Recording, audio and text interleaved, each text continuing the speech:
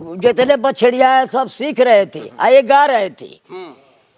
तो ये time time की बात है। ये कहो कि प्यार है, याद पड़ गए, चाचा आ गए, मुलाकात हो गया, अरे हम क्या देंगे, आशीर्वाद देंगे, लो बेटा। देखिए सुपरस्टार राधे श्याम रसिया के खेसारी जी के पिताजी मंगरू लाल यादव चाचा जी आशीर्वाद दे रहे हैं, यानी रसूलपुर चट्टी में मिलने के लिए पहुंचे हैं, यानी राधे श्याम रसिया यानी खेसारी जी के पिता के साथ यानी आशीर्वाद ले रहे हैं। सबसे बड़ी खबर आशीर्वाद है कि माँ भवानी के भजन ने बहुत गाए हैं। और अभी हम कहेंगे कि असली मुंड में हो करके अभी माई का भजन गावे, और अब ही दुनिया सुनेगा तो करेज बाहर निकल के हंसने लगेगा। बिल्कुल लगातार मिलने के लिए पहुंचे हैं। एक फोन पर यानी राधे श्याम रसिया रसूलपुर चट्टी पर आ चुके हैं।